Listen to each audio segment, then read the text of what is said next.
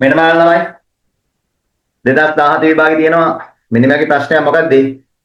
ඒ තමයි අපිට මේ කොටුවක් අතර දීලා තියෙනවා සංඛ්‍යා 3ක්. මෙම කොටුව තුළ ඇති සංඛ්‍යා අතුරෙන් 9න් ඉතිරි නැතුව බෙදෙන සංඛ්‍යාව කුමක්ද කියලා. 9න් ඉතිරි නැතුව බෙදෙන. ඒ කියන්නේ හරියටම 9න් බෙදෙනවා කියන එකනේ. මොනවද දීලා තියෙන්නේ 399 578 451 675. ඔයා මොකද කළේ උත්තරේ හොයන්න? ඉස්සෙල්ලාම 399 ලිව්වා. ඊට පස්සේ ඒක 9න් බෙදලා බැලුවා. නේද? 578 ලිව්වා. 9න් බෙදනවාද කියලා බැලුවා බෙදලා. 451 ලියාගත්තා. බෙදනවාද කියලා බැලුවා. 675 ලියාගත්තා 9න් බෙදනවාද කියලා බැලුවා. එහෙමනේ කළේ. දැන් ඔයාලට මේ කොයි එකද ආවේ මේ කියපු උත්තර වලින් 399ද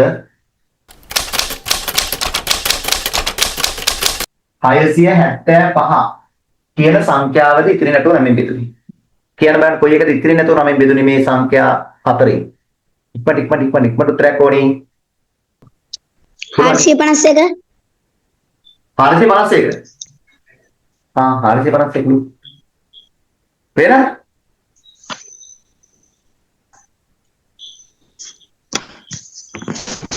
ජන දෙකන 451. ගානට 9 බෙදුනේ. ෂුවර්ද? පොඩ බෙදලා බලමු.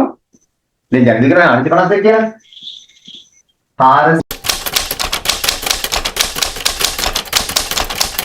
451ක් විතරලා බෙදන්න බෑ. 399. 399.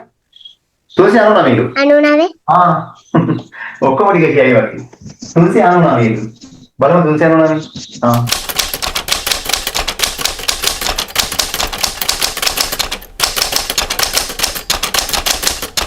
කිතුරුනා බෙදෙන්නේ නැහැ. කිරියා පුච්චි. ඒකත් හරියන්නේ නැහැ. මොකද එන ඊළඟට? තව එකක් කියමුද? 75.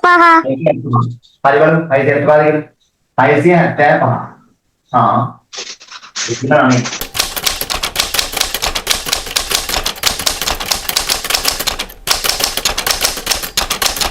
75.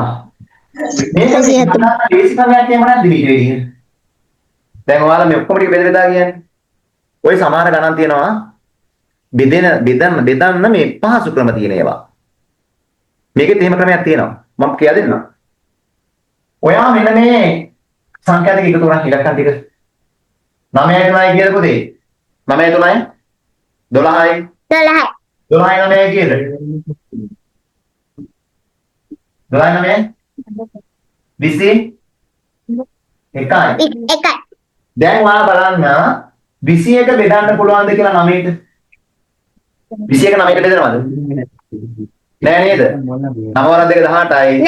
19 20 23ක් ඉතුරු වෙනවා. එහෙනම් මේක 9 බෙදෙන්නේ නැහැ. 578 ඉලක්කම් ටික ඉතුරු 7යි 5යි 12යි. 12යි 8යි 20යි. 20ක් ආවා. 20 බෙදන්න පුළුවන්ද 9යි?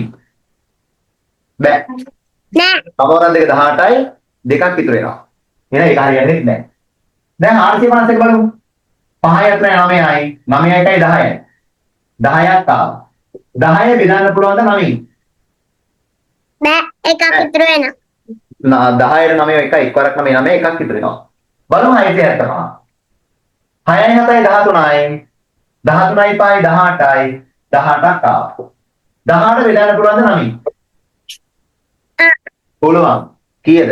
9යි 9යි 18යි. ඔය එහෙනම් පුතේ ලේසි ක්‍රමය මොකක්ද දන්නවද? 9න් බෙදෙන සංඛ්‍යාවක් හොයාගන්න ලේසිම ක්‍රමය තමයි අපිට දීලා දෙන සංඛ්‍යා ටික එකට එකතු කරන්න. මේ 6යි 7යි 13යි 13යි 5යි 18යි. අන්න එකතු කළා. එකතු කරපු සංඛ්‍යාව බෙදලා බලන්න 9න් ඉතිරි නැතු ගානට බෙදෙනවා නම් ඒක 9න් බෙදෙන සංඛ්‍යාව. හරිද? ඒක තමයි පහසුම ක්‍රමය. එහෙනම් මේ 2000 කීයද?